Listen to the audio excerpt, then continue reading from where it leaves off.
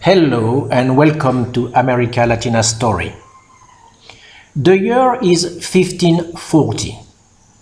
Leaving Peru at the head of an expeditionary force of 150 ironclad men and mounted on a magnificent and richly caparisoned horse, Pedro de Valdivia was making his way to Chile. He carried on the pommel of his saddle the image of the Virgin of Socorro, and on the croup, the lady of his heart, the only woman of the expedition, the beautiful Dona Inés de Suarez. Born in 1507 in Plasencia, Spain, of modest extraction, Inés de Suarez is best known for her demeanor during the defense of Santiago in 1541 and for having been the first European woman to set foot in Chile.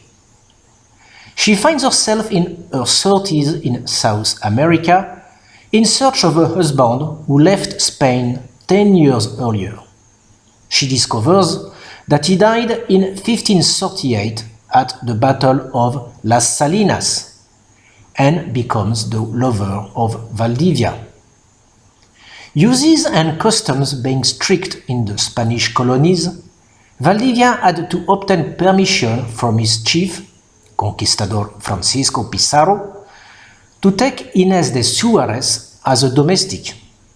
However, Valdivia's expedition had purposes other than strictly military ones, as he carried seeds and poultry in his luggage to form a colony. The town of Santiago was growing little by little around its fortress. It would later become the capital of Chile.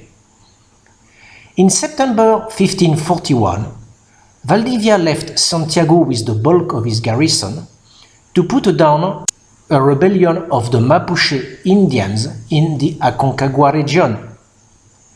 Captain Alonso de Monroy was left in charge of the city defense with 20 infantry soldiers and 30 horsemen.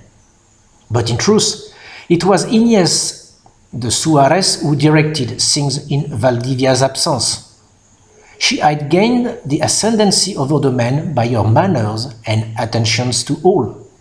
She was also credited with having saved Valdivia from several plots, and with the miraculous discovery of water sources during the crossing of the Atacama Desert.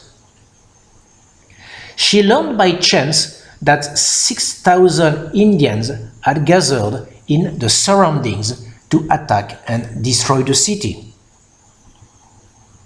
Soon, she managed to capture 7 caciques that she intended to use as bargaining chips. On September 11 at dawn, the besiegers attacked. The Spaniards did attempt an exit to push them back, to no avail. They were forced to take refuge in the fort.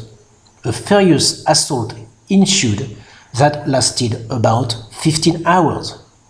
The wounded on the Spanish side were numerous.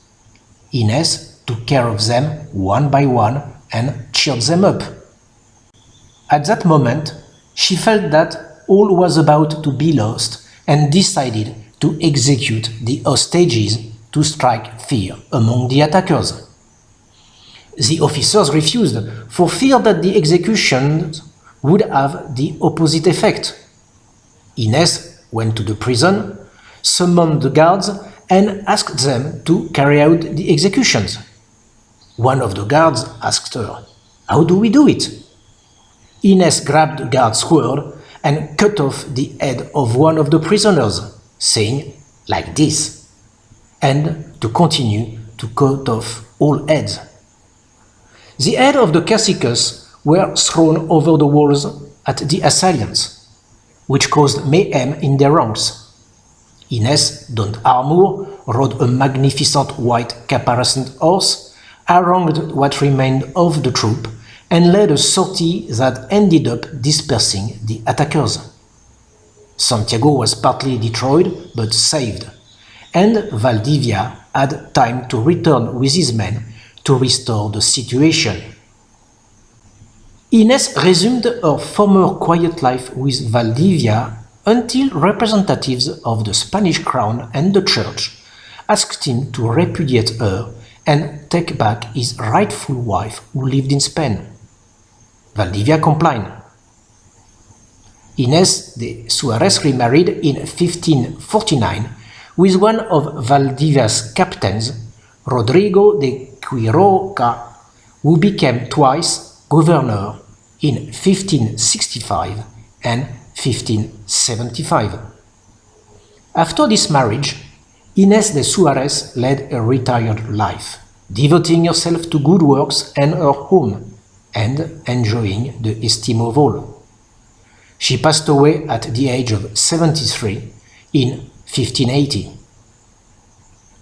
Pedro de Valdivia, for his part, was captured by the Araucanian Indians at the Battle of Tucapel in 1547, one of the battles that marked the beginning of the very long Arauco War, and he perished as a result of the tortures he suffered.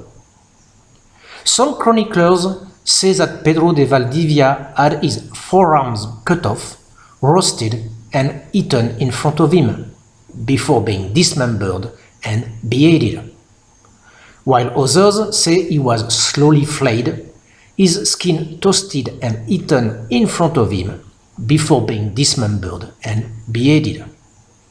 What is certain is that, contrary to what happened with the tale of Dona Inés de Suarez, there were no witnesses during his last moments.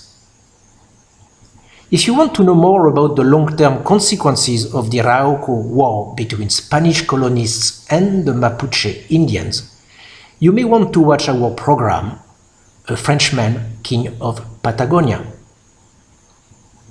Thank you for watching this program. Do not hesitate to subscribe to the channel. This is all for now. Goodbye.